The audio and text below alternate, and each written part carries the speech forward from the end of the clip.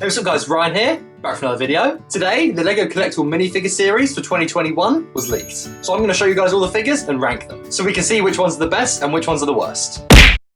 Obviously, this is the first series that only has 12 minifigures in it, instead of the normal 16. Definitely a controversial change, but what can you do? I don't think it will have too much impact in the long run. It will still be around the same proportion of figures you want and figures you don't want. And if anything, it will make it easier to collect all 12. Anyway, here's the figure list. First of all, we've got a female swimmer with a paddle board, a paddle, and a dolphin. I'm going to give this figure a 6 out of 10. The dolphin is cool, but the figure, the paddle board, and the paddle are all a bit boring. An alright start. Next up, we've got a little boy playing the violin. I'm going to give this a 7 out of 10. The actual figure itself is pretty bland, but that violin it comes with is just awesome. That violin piece can fit into so many different settings. You can have a busker playing that in your LEGO city, you could have a character playing it in an Ninjago setting, or you could even have a pirate playing it in a pirate setting. It's such a versatile accessory. The figure itself lets this one down a bit. Next up, we've got what looks like a shipwrecked character. Maybe a sailor who's been stuck on an island for a while. He comes with a little crustacean there, and a message in a bottle. I think that's some awesome printing on the bottle. I want to give this figure a 9 out of 10. You guys know how much I love the Pirates theme, and I think this figure will slot so well into that setting. His torso and legs are perfect for the Pirates theme, and the hairpiece and beard work so well together. Next up, we've got a Ladybird figure. I'm going to give this figure an 8 out of 10. I think this figure is really fun. She'll go great next to some other iconic food piece figures, like the sweet corn person and the peas in the pod person. And that little Ladybird piece is awesome. Next up, we've got a person dressed as a dog. I'm going to give this one a 5 out of 10. There's nothing about this figure that really sticks out to me. I suppose the blue printing on the bone is quite unique. I'm not really too fussed about that. It's a blue bone. And the actual figure itself looks quite underwhelming, I think. They really could have done with giving this one another accessory. Next up, we've got a Centaur. I'm going to give this figure an 8 out of 10. It's a really nice looking figure, but the accessories disappoint me a little bit. An apple, a bow, and a quiver. They're all things that we've got 1,000 times before. This would have been the perfect time to make a new bow or a new quiver piece, or give her a more unique food accessory. The figure is awesome, but the accessories let her down a bit.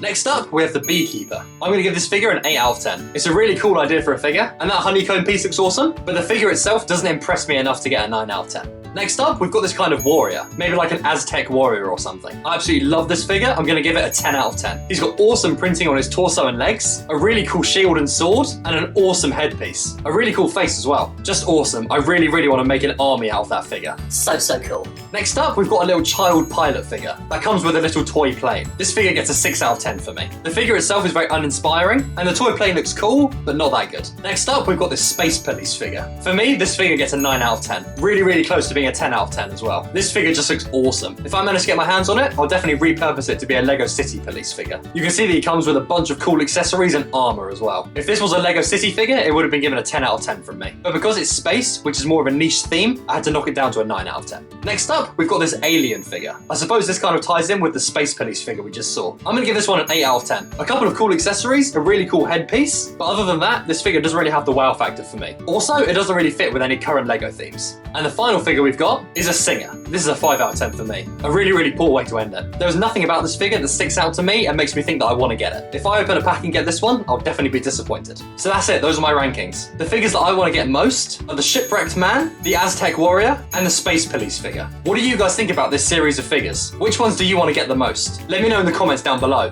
As always, thank you so much for watching. Smash that like button if you enjoyed the video, subscribe if you're new, and I'll see you in the next one.